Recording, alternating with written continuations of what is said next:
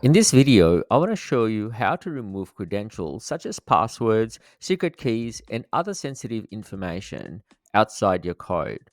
As an industry best practice, you do not want to have hard code information such as these credentials in your source code. We want to separate and tightly control who has access to these credentials at the very least to make sure that for your production code, these passwords and credentials are separated. This way, the developers who are working on this code would also not have access to these credentials, but only the authorized resources who have access to the AWS services and only those who can configure these AWS services. So let me get my colleague Sangam to show you how to change the current Python code that you've already got working and change it so that it can use environment variables in AWS Lambda function. So in this tutorial we have used environment variables for database connection parameters. Let's go ahead and configure the environment variables. So inside your Lambda function, under the configuration tab, click on it, and as on the left hand side, click on environment variables. Now let's go ahead and add environment variables. Click add environment variable, provide the key. For the first one, let's give the name of the database, so give it, which is a more secure practice to avoid exposing sensitive information directly into the code base. DB name, and for the value, let's add another one, DB user. Put in your username. Now let's add the password.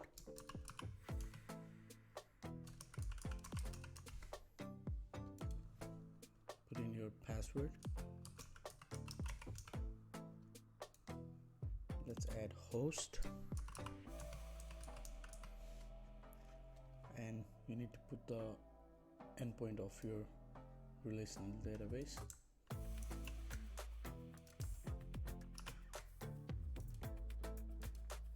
And after that, add port, which is 5432. After that, click save. So we've set our environment variables. Now let's get back to our Lambda function code. Now we need to fix the code as well. So first, let's go and import OS module so that it provides portable way to interact with the operating system, and so we will be using that to access the environment variables that we created. So let's import OS.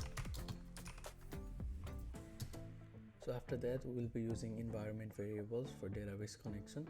So instead of using the database connection parameters like database name, user, and password, we will directly use another version to retrieve these values from environment variables.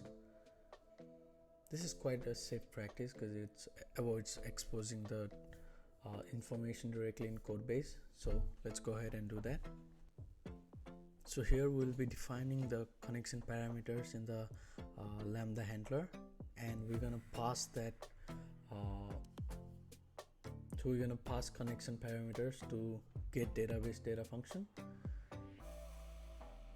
So first, just copy the connection parameters and remove it from get database data function and paste it in Lambda handler. And after that,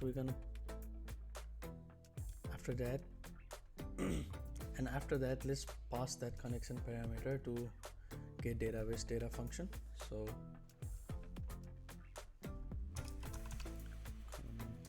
connection params. So now the get database data function now accepts connection parameters as an arguments.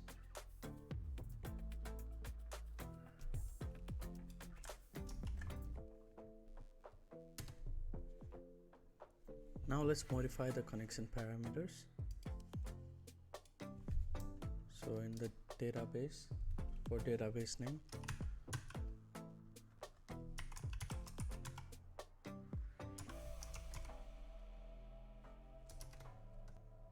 so now we have changed the parameters so that it can directly retrieve the values from environment variables.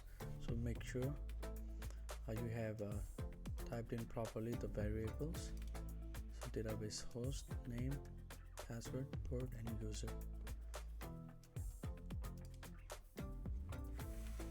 And after that, make sure you pass the connection parameters to get database data here. Go and change it to compounds. After that, let's deploy it.